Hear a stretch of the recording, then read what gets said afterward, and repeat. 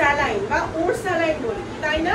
এগুলোর অনেকগুলো প্রকারভেদ আছে। ফ্লেভার বলে, অরেঞ্জ ফ্লেভার, আমের ফ্লেভার, কমলার ফ্লেভারে এগুলো পাওয়া যায়, কিন্তু এগুলো আমরা খাবো না। আমরা অবশ্যই এই এসএনসির ওর স্যালাইনটা খাবো। এটা এখানে আমরা কাউকে প্রচারণা করছি না, ওর স্যালাইন খাবো, ঠিক আছে? এই ওর স্যালাইনটা দাম কত? মাত্র 5 টাকা। এইটা কিন্তু আমরা খুবই গুরুত্বপূর্ণ একটা জিনিস, 5 টাকায় পেলাম, খেয়ে ফেললাম তাহলে হবে না। অবশ্যই শরীরে পানির শূন্যতা বা ডিহাইড্রেশন হলেই আমরা এটা খাবো। ডিহাইড্রেশন কিভাবে হতে পারে? আমরা যখন অতিরিক্ত গরমে থাকি আমাদের শরীর থেকে পানি পরিবেশ শুষে নেয়, অথবা আমাদের অনেক সময় পাতলা পায়খানা হতে পারে, পেট খারাপ হতে পারে, তখন এই ওষুধটা, এটাকে আমরা ঔষধ বলছি, শুধু স্যালাইন না, এটাকে ঔষধ আকারে স্যালাইনটা আমরা গ্রহণ করি। আমাদের মায়েরা কিন্তু এই ব্যাপারে অবগত আছেন।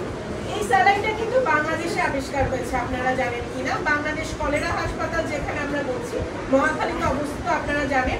আইসিডিডিআরবি থেকে এই স্যালাইনটা আবিষ্কার করা হয়েছে। এইটা সারা বিশ্বে গ্রহণযোগ্য একটি ফর্মুলা।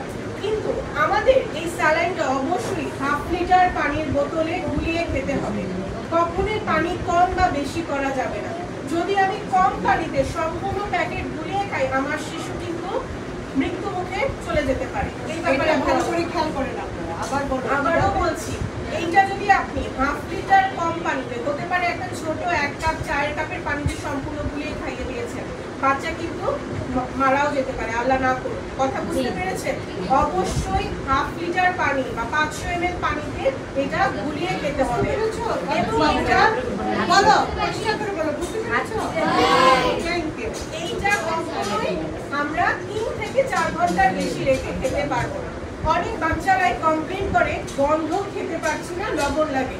তখন আমাদের মায়েরা বিভিন্ন ফ্লেভার বা সুগন্ধি জাতীয় ওর স্যালাইনটা দেয়। এটা কিন্তু খাওয়া যাবে না। সুগন্ধি ওর স্যালাইন শরীরের জন্য আরো বেশি ক্ষতিকর। কথা বুঝাতে পেরেছি? তাহলে আমরা এই স্যালাইনটা কখন খাবো? যখন আমাদের সন্তানদের শরীরে পানি শূন্যতা হবে, পেট খারাপ বা পাতলা পায়খানার মাধ্যমে শরীর থেকে প্রচুর পরিমাণে পানি চলে যাবে, তখনই আমরা এই ওর স্যালাইনটা সেবন করাবো। কথা বুঝাতে পেরেছি? ডেঙ্গু জ্বরে এটা খেতে পারবে। ডেঙ্গু জ্বরে আমাদের আরেকটা সমস্যা হয়, শরীরে ব্যথা হয় বিভিন্ন জয়েন্টে, তাই না? আপনারা অনেকে আপনাদের পরিচিত যারা ডেঙ্গু জ্বরে আক্রান্ত হয়েছে বা চিকুনগুনিয়াতে আক্রান্ত হয়েছে, মশার কামড়ে যে জ্বরগুলো হয় তার মধ্যে অন্যতম হচ্ছে ডেঙ্গু জ্বর। ডেঙ্গু জ্বরে আমাদের শরীর থেকে প্রচুর পরিমাণে পানি চলে যায়। ডেঙ্গু জ্বরের একটি অন্যতম প্রধান লক্ষণ হচ্ছে, ডেঙ্গু জ্বরের অন্যতম একটা প্রধান লক্ষণ পানি শূন্যতা বা পেট খারাপ হয়ে যাওয়া। সহজ বাংলায় হয়তো বাচ্চারা তোমাদের কাছে হাসি পাচ্ছে, কিন্তু যখন তোমার পেট খারাপ হয়, তোমার ডায়রিয়ার সময়কালে কতটা মনে করতে পারো কতটা কষ্ট তুমি পেয়েছিলে? আমাদের মায়েরা কিন্তু জানেন আমার বাচ্চাটার একবার পেট খারাপ হলে কি পরিমাণ কষ্ট হয়। আমরা বাইরে আখের রস বা গ্যান্ডারির শরবত খাই মাঝে মাঝে, তাই না? এটা কিন্তু আমাদের শরীরে বিভিন্ন জীবাণু ঢোকার অন্যতম উপায়। আমরা বাইরে ফুচকা খেয়ে কিন্তু এইটার মাধ্যমে কিন্তু শরীরে তোমার বিভিন্ন জীবাণু ঢুকে যায়, টাইফয়েডের জীবাণু ঢুকে যায়। বুঝতে পেরেছেন? তখন এই সব ধরনের জ্বর, টাইফয়েড, ডেঙ্গু জ্বর, চিকুনগুনিয়াতে প্রথম যে সমস্যাটা আমরা দেখতে পাই, পেট খারাপ হয়ে যাওয়া।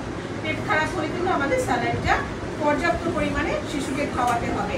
ডেঙ্গু জ্বরে আমাদের আরেকটা সমস্যা আমরা পরিলক্ষিত করি, আমাদের জয়েন্টে ব্যথা হয়, যেটা বলছিলাম, জয়েন্টে বা আমাদের গিরায় ব্যথা হয়, পায়ের গিরায় ব্যথা হয়, তাই না?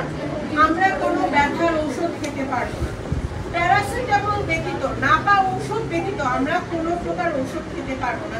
এটা ভালো করে মাথায় রাখেন। যদি আমরা অন্য কোনো ব্যথার ওষুধ খাই, তাহলে কিন্তু আমার শরীরে অভ্যন্তরীণ রক্তপাত আরো বেড়ে যেতে পারে, রোগী আরো বেশি শঙ্কাজনক অবস্থায় সম্মুখীন হতে পারে।